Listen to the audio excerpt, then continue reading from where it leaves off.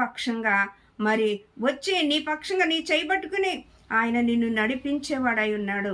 దేవుడు అంటాడు కదా, మరి అనుదినము మన పక్షాన పోరాడే దేవుడు, మన పక్షంగా అనుదినము మన భారాన్ని భరించే దేవుడు, అనుదినము నీ చెయ్యి పట్టుకుని నడిచే దేవుడు. ఏ పరిస్థితికి భయపడవద్దు, ఎందుకంటే నీతో ఉన్నవాడు బలవంతుడు, శక్తిమంతుడు, సూర్యుడు, వీరుడు. దావీదు అంటాడు కదా, నేను కాదు నీతో యుద్ధము చేసేది, యుద్ధము యెహోవాదే, యుద్ధము యెహోవాదే, నేను కాదు నీతో యుద్ధము చేసేది. అవునండి, మనము యుద్ధము చేయలేం, మనము జయించలేం. మన పక్షాన ఉన్నవాడు మనకు జయాన్ని అనుగ్రహింపచేస్తాడు.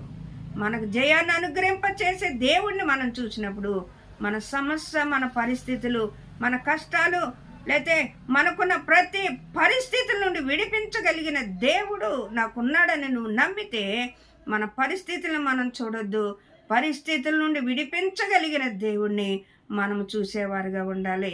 ఇశ్రాయేలు ప్రజలకు ఆ రోజున మరి ఎవరునూ ముందుకెళ్ళలేని పరిస్థితుల్లో ఉన్నప్పుడు మరి బాలుడు విశ్వాసముతో హృదయంలో ఉన్న ఆ మంట, ఆ హృదయంలో ఉన్న ఆ వేదన, ఆ హృదయంలో ఉన్న ఆ ఆక్రందన గొలియాదుని ఎదిరించడానికి ముందుకెళ్ళినట్లుగా మనం చూస్తూ ఉన్నాం.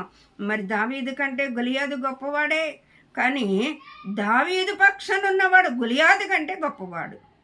అందుకమ్మట్టి దేవుడు దావీదుకి విజయాన్ని ఇచ్చి గొలియాదు తన చేతితో తెచ్చుకున్న తన కత్తితోటే దావీదు మరి నరికి పడేసినట్లుగా తల మనం చూస్తూ ఉన్నాం.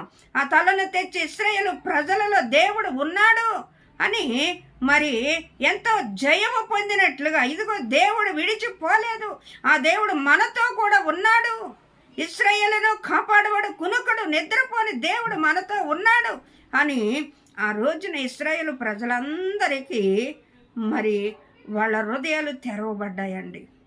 మనతో దేవుడు ఉన్నాడు, కానీ మనము భయపడిపోయాం ఆ గొలియాదుకి అని వాళ్ళ హృదయాలు అప్పుడు తెరవబడ్డాయి.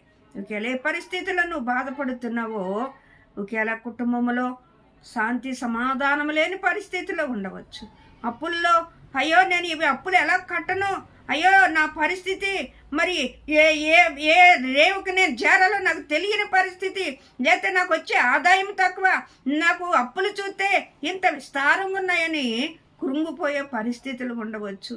అయ్యో నా బిడ్డలు పెళ్ళిడికి వచ్చారు, పెళ్లి చేయాలి, అయ్యో నా దగ్గర చిల్లు గవ్వలేదు, ఏం చేయాలి అని ఒకవేళ ఆందోళన చెందవచ్చు. అయ్యో నాకు గృహం లేదు, నేను రెంట కట్టుకోలేకపోతున్నాను, అయ్యో నెల నెల అయ్యో నా సాలరీ అంతా రెంటకే సరిపోతుందా